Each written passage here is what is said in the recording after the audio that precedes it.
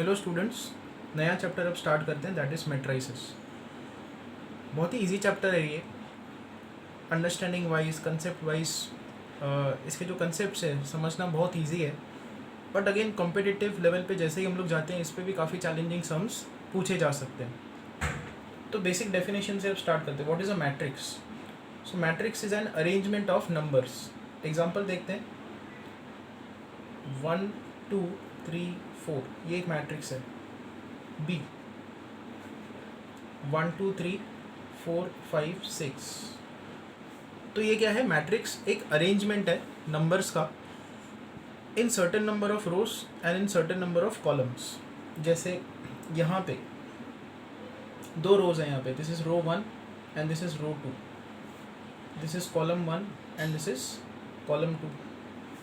यहाँ पे this is row 1 and this is row 2, this is column 1, this is column 2 and this is column 3। इस case में यहाँ पे order of matrix is 2 cross 2, 2 rows 2 column है।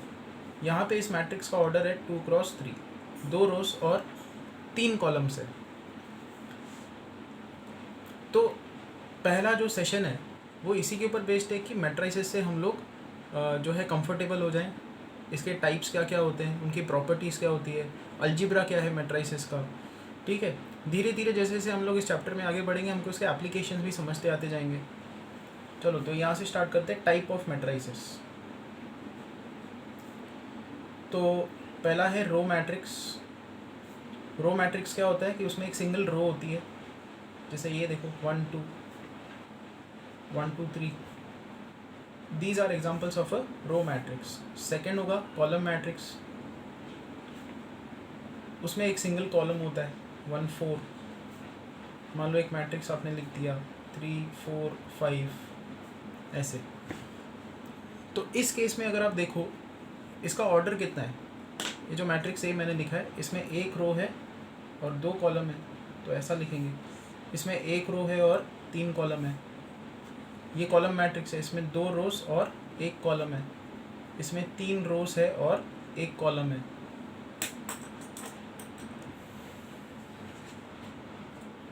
Next is square matrix. Square matrix, तो ये square के जैसे दिखेगा मैट्रिक्स। फॉर एग्जांपल ये 1 2 3 4, इसका ऑर्डर क्या है 2 क्रॉस 2। स्क्वायर मैट्रिक्स में हमेशा number of rows and number of column same होगा। बी, इसमें एक ही एलिमेंट है, इसमें एक रो एक कॉलम है, this is also example of square matrix. Then c is equal to 1 0 1 2 1 3 4 5 6, इसका ऑर्डर है 3 cross 3, this is also a square matrix. तो रेक्टेंगुलर मैट्रिक्स क्या होगा? रेक्टेंगुलर मैट्रिक्स, इसमें number of rows and columns equal नहीं होंगे।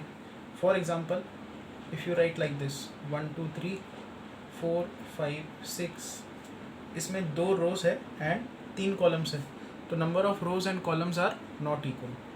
That matrix is known as a rectangular matrix.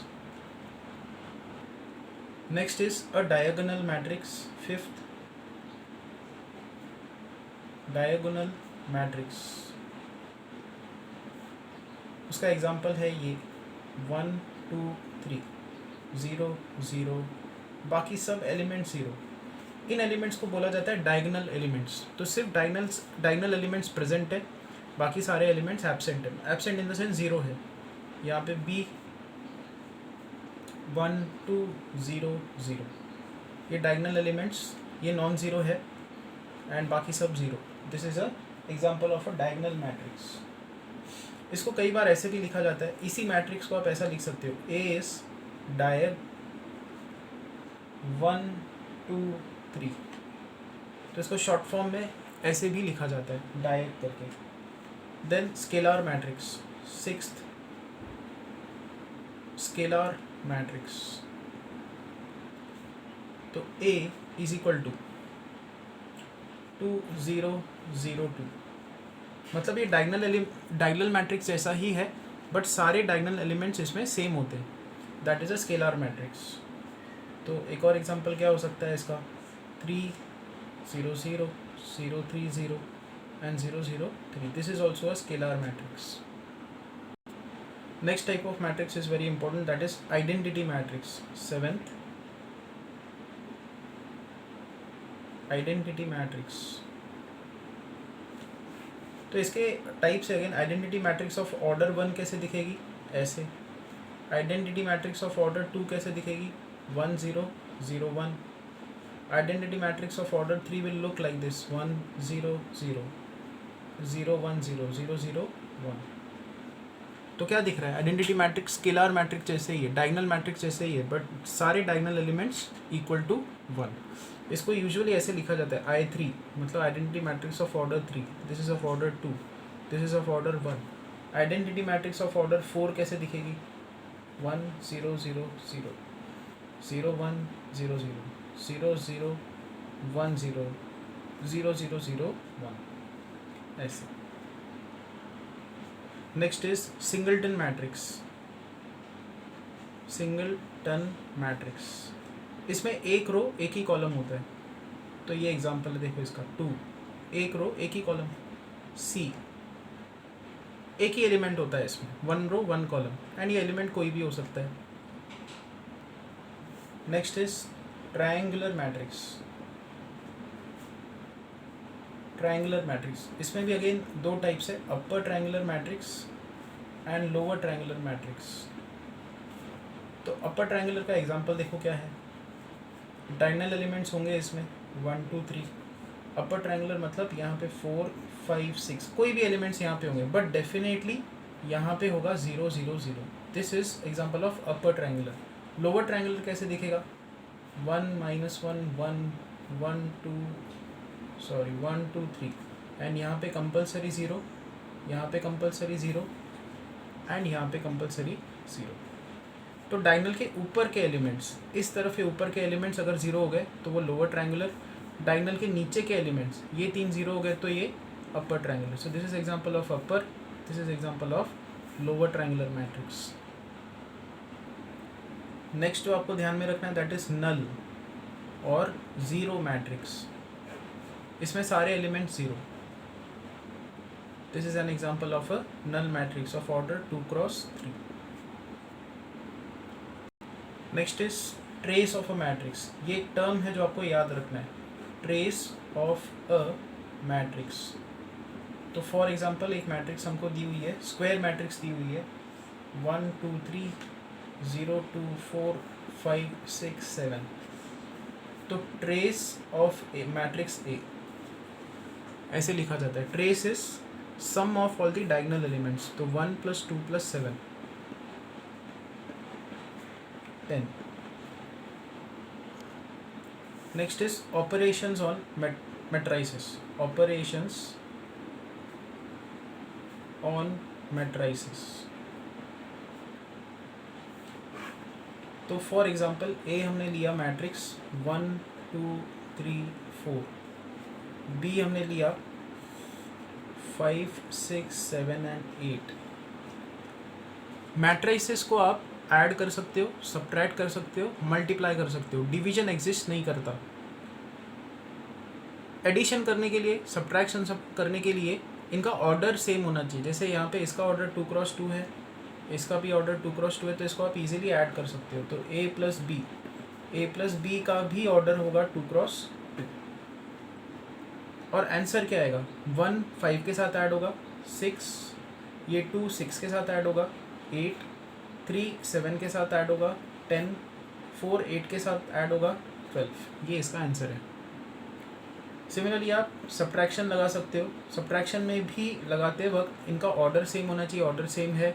a minus B क्या होगा, 1 - 5 -4, 2 - 6 -4, 3 - 7 -4, 4 - 8 -4. तो जो आंसर है उसका भी ऑर्डर कितना है, 2 क्रॉस 2. एक और एग्जांपल देखते हैं. a = 1 2 1 3 4 5 एंड b = मान लो 0 2 2 3 -1 2, ऐसा हमने ले लिया. तो यहाँ पे a + b आप लगा सकते हो, ये एग्जिस्ट करेगा. मैट्रिक्स एडिशन, और वो क्या होगा 1 + 0 1, 2 + 2 4, 1 + 2 3, 3 + 3 6, 4 - 1 3, 5 + 2 7। इसका ऑर्डर था 2 × 3, इसका 2 × 3, इसका भी 2 × 3। अब आते हैं मैट्रिक्स मल्टीप्लिकेशन पे। ये सबसे इम्पोर्टेंट है, इसको बहुत अच्छे से आपको समझना है। मैट्रिक्स मल्टीप्लिकेशन एक्सटेंसिवली इसको आपको यूज़ करना है, ठीक है। तो अब देखते हैं यहाँ से, देखो ए है 1 2 3 और बी है 4 5 6। ए का जो ऑर्डर है वो है 1 रो एंड 3 कॉलम्स, बी का ऑर्डर है 3 रोज एंड 1 कॉलम। मैट्रिक्स मल्टीप्लिकेशन के लिए ए का ऑर्डर जो है उसका ये जो सेकेंड टर्म ये वाला, और ये जो बी है इसका ये पहला टर्म, ये सेम होना चाहिए, तब मैट्रिक्स मल्टीप्लिकेशन एग्जिस्ट करेगा। अगर मान लो यहाँ पे 3 और यहाँ पे 4 होता तो ये मल्टीप्लिकेशन आप नहीं कर सकते। अच्छा, ये 1 की जगह पे -1 की जगह पे कुछ भी हो सकता है, कुछ भी हो तो भी चलेगा, मैट्रिक्स मल्टीप्लिकेशन पॉसिबल है। बट अगर ये दोनों नंबर्स अलग हुए तो मैट्रिक्स मल्टीप्लिकेशन पॉसिबल नहीं है। ये सब क्यों, वो हमको धीरे धीरे समझ में आएगा, बट अभी सिर्फ आप इतना ही ध्यान में रखो, ए और बी को अगर मुझे मल्टीप्लाई करना है तो ए का ये दूसरा वाला टर्म, बी का ये पहला वाला टर्म, ऑर्डर में इसका सेकेंड और इसका फर्स्ट टर्म ये सेम होना चाहिए, ठीक है। अब निकालते हैं ए और बी का प्रोडक्ट, ए × बी। तो हमको ये मल्टीप्लाई करना है 1 2 3 को 4 5 6 के साथ। आप डॉट प्रोडक्ट जैसे निकालते हो वैसे ही करना है। ये आई कॉम्पोनेंट, ये जे कॉम्पोनेंट, ये के कॉम्पोनेंट, ये आई कॉम्पोनेंट, जे के कॉम्पोनेंट। डॉट प्रोडक्ट कैसे निकालते हो, आई कॉम्पोनेंट्स मल्टीप्लाई करते हो तो यहाँ पे आएगा 4, जे कॉम्पोनेंट मल्टीप्लाई करते हो 10, के कॉम्पोनेंट मल्टीप्लाई करते हो 18 और फिर उनको ऐड कर देते हो, तो इसका आंसर ये आएगा। 1 मल्टीप्लाई होगा 4 के साथ, 2 5 के साथ, 3 6 के साथ, और सबको ऐड कर देना है। This is equal to, now 18 + 10 is 28, 28 + 4 is 32। इसका ऑर्डर कितना है 1 × 1, ठीक है। ये 1 × 1 कहाँ से आता है, यहाँ से, ये रहा, ये 1 उठाओ, ये 1 उठाओ, तो आपको आंसर 1 × 1 का मिलेगा, 1 × 1। एनीवेज हम लोग बहुत सारे अब इसी लेक्चर में एग्जांपल्स देखेंगे, आपको मैट्रिक्स मल्टीप्लिकेशन परफेक्टली आ जाएगा, ठीक है, लेक्चर के एंड तक। तो एक और एग्जांपल देखते हैं। लेट्स से ए मैट्रिक्स में लेता हूँ 1 2 और बी को मैंने लिया 1 - 1 3 2। इसका ऑर्डर कितना है, ए का ऑर्डर है 1 × 2 एंड बी का ऑर्डर कितना है 2 × 2। जैसे कि मैंने कहा कि ये टर्म ए और बी हमको मल्टीप्लाई करना है, तो ए का ये सेकेंड टर्म, बी का ये फर्स्ट टर्म सेम होना चाहिए। यहाँ पे सेम है तो इसका प्रोडक्ट हम लोग लगा सकते हैं। प्रोडक्ट जब लगाओगे तो कैसे मल्टीप्लाई होंगे ये दोनों, ए × बी इज इक्वल टू 1 2, यहाँ पे आएगा 1 3 - 1 2 विच इज इक्वल टू, इसका जो आंसर है उसका आंसर का ऑर्डर क्या होगा 1 × 2 होगा, मतलब उसमें एक रो होगी, उसमें 2 कॉलम होंगे। चलो ठीक है, पहले आपको यहाँ से स्टार्ट करना है। ये 1 2 को मैं यहाँ पे शेड करता हूँ, 1 2 को इस 1 3 के साथ मल्टीप्लाई करना है डॉट प्रोडक्ट के जैसे। तो 1 × 1 1 प्लस 2 × 3 6, ये हो गया। उसके बाद इसी को इसके साथ मल्टीप्लाई करना है, इस पूरे कॉलम के साथ, इस रो को इस कॉलम के साथ मल्टीप्लाई करना है। तो 1 × -1 2 × 2 4, इन दोनों को ऐड करोगे आप। सो दिस इज 7 एंड 3, ये इसका आंसर है। इसका ऑर्डर देखो कितना है 1 × 2, एक रो 2 कॉलम्स, ये रहा देखो, एक रो 2 कॉलम। इसका आंसर आना चाहिए था, आंसर का ऑर्डर आना चाहिए था, वो है। ऐसे मल्टीप्लाई करना है आपको। एक और चीज़ नोटेबल है यहाँ पे, आप इसका फर्स्ट रो उठा रहे हो और इसका फर्स्ट कॉलम, तो आंसर फर्स्ट में आएगा, 1 में आएगा, मतलब यहाँ पे आएगा। फिर इसका आपने फर्स्ट रो सेकेंड कॉलम के साथ मल्टीप्लाई किया है, तो आंसर भी इसका जो प्रोडक्ट है, डॉट प्रोडक्ट जो आप निकालते हो, वो फर्स्ट रो सेकेंड कॉलम में आएगा। एनीवेज चलो और एग्जांपल्स देखते हैं हम लोग, तो आपको क्लियर होते जाएगा। Now a is equal to 1 2 3 4 and b is equal to 1 -1 3 2, ये लेते हैं, इन दोनों का प्रोडक्ट निकालेंगे। तो a का ऑर्डर है 2x2, b का ऑर्डर है 2x2। जैसे कि मैंने कहा a का ये सेकेंड टर्म, b का ये टर्म सेम होना चाहिए, सेम है, तो इसका जो प्रोडक्ट है वो एग्जिस्ट करेगा। a इंटू बी मल्टीप्लाई करेंगे, तो यहाँ पे आएगा 1 2 3 4 1 3 -1 2, ऐसे टर्म्स दिखेंगे। तो हम लोग क्या करेंगे, पहले इसका पहला रो उठाएंगे और इसका पहला कॉलम, इन दोनों को मल्टीप्लाई करेंगे, डॉट प्रोडक्ट। तो क्या आंसर आएगा इसका, 1 1 1, 2 इंटू 3 6, ये हो गया। ये हमने फर्स्ट रो फर्स्ट कॉलम उठाया, तो आंसर भी फर्स्ट रो फर्स्ट कॉलम में आ रहा है, ओके यहाँ पे। फिर हम लोग क्या करेंगे, इसका फर्स्ट रो उठाएंगे और इसका सेकेंड कॉलम उठाएंगे, ये वाला, इसके साथ मल्टीप्लाई करेंगे। तो क्या टर्म्स आएंगे यहाँ पे, 1 इंटू -1 -1, 2 इंटू 2 4। हमने इसका फर्स्ट रो सेकेंड कॉलम उठाया, तो आंसर कहाँ पे आएगा, 1 2 में आएगा, फर्स्ट रो सेकेंड कॉलम में, यहाँ पे। नेक्स्ट, अब हम लोग इसके सेकेंड रो पे शिफ्ट होंगे, ये रो हम लोग उठाएंगे और इस कॉलम के साथ मल्टीप्लाई करेंगे। तो 3 4 मल्टीप्लाई होगा 1 3 के साथ, 3 इंटू 3 3, 4 इंटू 3 12, ये आंसर आएगा। अगेन हमने इसका सेकेंड रो फर्स्ट कॉलम उठाया है, तो सेकेंड रो ये रही फर्स्ट कॉलम, यहाँ पे ये आंसर आ गया। अब आगे बढ़ते हैं, इसका सेकेंड रो ये इसके सेकेंड रो के साथ मल्टीप्लाई, इसका सेकेंड रो इसके सेकेंड कॉलम के साथ मल्टीप्लाई करेंगे, ये इसके साथ, तो आंसर कहाँ पे आएगा, सेकेंड रो सेकेंड कॉलम 2 2, यहाँ पे आंसर आएगा। ये जो है ये सेकेंड रो है और सेकेंड कॉलम का स्पेस है, तो आंसर क्या आएगा देखो, 3 इंटू -1 -3, 4 इंटू 2 8। तो एक शॉर्टकट में फिर से मैं समराइज़ कर देता हूँ, ये रो इस कॉलम से मल्टीप्लाई होगा, आंसर यहाँ पे आएगा। ये रो इस कॉलम से मल्टीप्लाई होने पे आंसर यहाँ पे आएगा। फिर ये सेकेंड रो फर्स्ट कॉलम से मल्टीप्लाई करोगे तो आंसर यहाँ पे, सेकेंड रो सेकेंड कॉलम के साथ मल्टीप्लाई करके आंसर यहाँ पे। तो फाइनल आंसर इज 7 3 15 5, फाइन, ये आंसर है। अब b इंटू ए, नहीं तो और थोड़ा इसको कॉम्प्लिकेट कर देते हैं। ये देखो a हमने वैसे ही रखा 1 2 3 4, और b हम लोग रखते हैं लेट्स से 1 3 -1 2 0 4, ऐसा रखते हैं। और अब a और b निकालते हैं, तो a इंटू बी क्या होगा देखो, इसका ऑर्डर है 2x2, इसका ऑर्डर है 2x3, ये टर्म सेम है, तो आंसर एग्जिस्ट करेगा, इसका मल्टीप्लिकेशन आएगा।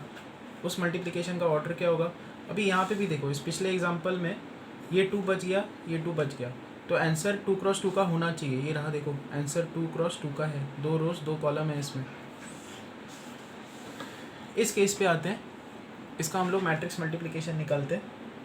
तो अब देखो, अब मैं समराइज़ कर देता हूँ, इसको इसके साथ मल्टीप्लाई करोगे तो आंसर यहाँ पे आएगा। फिर इस रो को इसके साथ मल्टीप्लाई करोगे तो आंसर यहाँ पे आएगा। उसके बाद इस रो को थर्ड कॉलम के साथ मल्टीप्लाई करोगे, आंसर यहाँ पे आएगा। ठीक है, तो करते हैं पहले ये।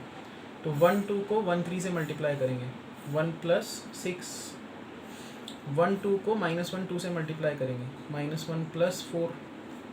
1 2 को 0 4 से मल्टीप्लाई करेंगे, 0 + 8, डॉट प्रोडक्ट के जैसे। ठीक है, तो ये हो गया। अब हम लोग इस पे आएंगे, 3 4 को 1 3 से मल्टीप्लाई करेंगे तो आंसर यहाँ पे आएगा। ये पहले करते हैं, 3 + 12 आएगा यहाँ पे। उसके बाद ये 3 4 को हम लोग -1 2 से मल्टीप्लाई करेंगे तो यहाँ पे आएगा -3 + 8। फिर ये 3 4 को 0 4 से मल्टीप्लाई करेंगे, ये आएगा 16। तो द फाइनल आंसर इज 7 3 8 15 5 16। और आंसर का ऑर्डर कितना होना चाहिए? 2 क्रॉस 3। ये देखो 2 रोज 3 कॉलम है यहाँ पे, 2 क्रॉस 3। अब टेक्स्ट बुक का एक एग्जांपल देखते हैं। ए मैट्रिक्स हमको दिया हुआ है 0 1 2 1 2 3 2 3 4 एंड बी मैट्रिक्स हमको दिया हुआ है 1 -1 2 -2 0 -1। ए और बी का प्रोडक्ट निकालेंगे, ए इंटू बी। तो ए का ऑर्डर कितना है? 3 क्रॉस 3। इसका ऑर्डर कितना है? 3 क्रॉस 2। तो देखो ए का ये सेकेंड एलिमेंट, बी का ये फर्स्ट एलिमेंट सेम है, तो मैट्रिक्स मल्टीप्लिकेशन एग्जिस्ट करेगा। और उसका आंसर क्या आएगा? आंसर का ऑर्डर कितना होगा? 3 क्रॉस 2, मतलब उसमें 3 रोज 2 कॉलम होंगे। सो ये जो ऑर्डर है ये होगा 3 क्रॉस 2 का। अब आते हैं प्रोडक्ट पे। तो ये पूरा रो इस कॉलम के साथ मल्टीप्लाई करेंगे, तो 0 इंटू 1 1 इंटू -1 एंड 2 इंटू 2। तो यहाँ पे जो एलिमेंट है, यहाँ पे जो आंसर है वो क्या आएगा? -1 + 4। फिर हम लोग ये रो इस कॉलम के साथ मल्टीप्लाई करेंगे, इसका डॉट प्रोडक्ट इसके साथ। तो 0 इंटू -2 1 इंटू 0 2 इंटू -1, तो यहाँ पे आएगा -2। उसके बाद आएंगे इस पे, इसका सेकेंड रो इसके फर्स्ट कॉलम के साथ 1 इंटू 1 2 इंटू -1 3 इंटू 2। तो यहाँ पे आएगा 1 -2 + 6। फिर ये वाला रो इस कॉलम के साथ मल्टीप्लाई करेंगे, तो यहाँ पे आएगा -2 + 0 -3। सेम यहाँ पे ये रो इस कॉलम के साथ मल्टीप्लाई करेंगे, तो 2 -3 + 8। और फिर ये रो इस कॉलम के साथ मल्टीप्लाई करेंगे, -4 + 0 -4। So the answer is 3 -2 5 -5 and यहाँ पे आएगा 7 -8। Answer is of order 3 cross 2। यहाँ पे बी ए अगर आप निकालने की कोशिश करो तो बी का ऑर्डर कितना है? 1 -2 -1 0 2 -1। इसका ऑर्डर है 3 क्रॉस 2 का। और अगर आप ए मैट्रिक्स देखो 0 1 2 1 2 3 2 3 4, इसका ऑर्डर है 3 क्रॉस 3 का। ये जो बी ए है प्रोडक्ट एग्जिस्ट नहीं करेगा। क्यों? क्योंकि जो ये पहला मैट्रिक्स होता है इसका जो सेकेंड एलिमेंट है और ये जो दूसरा मैट्रिक्स है इसका पहला एलिमेंट, ये दोनों सेम होने चाहिए। यहाँ पे ये दोनों सेम नहीं है, तो आप क्या लिखोगे? B a won't exist. आप मल्टीप्लाई ही नहीं कर सकते। मल्टीप्लिकेशन का रूल है कि ये एंड ये सेम होना चाहिए, यहाँ पे वो सेम नहीं है, इसलिए मल्टीप्लिकेशन एग्जिस्ट नहीं करेगा। कुछ टर्म्स आपको और याद रखना है यहाँ पे, जैसे आइडेम्पोटेंट मैट्रिक्स। आइडेम्पोटेंट मैट्रिक्स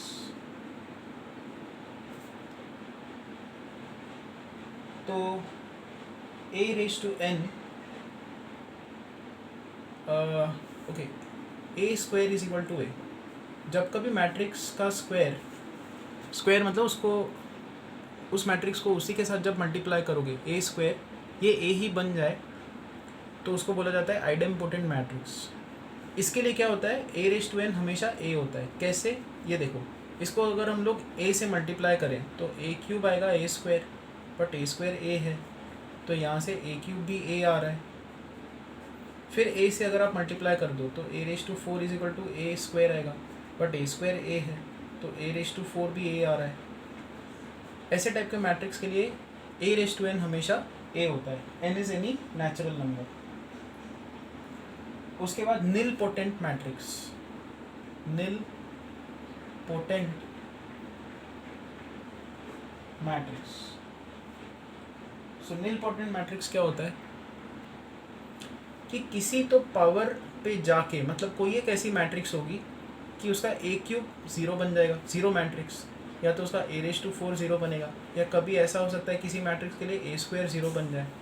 तो कोई तो ए की पावर अगर ज़ीरो मैट्रिक्स बन जाए तो उसको बोलते हैं नील पोटेंट मैट्रिक्स। ये एग्जांपल्स दिए हुए हैं आपके बुक में, एक बार देख लेना, बहुत इजी कंसेप्ट है ये। इन्वोल्यूटरी मैट्रिक्स,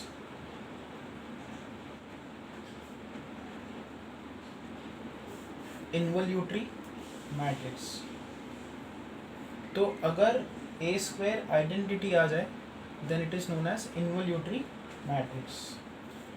इतना इनफ है आपको सेशन एक्सरसाइज 1 सॉल्व करने के लिए। बहुत ही इजी क्वेश्चन है, आप ट्राई करके देखो और उसके डाउट्स मुझे भेजो।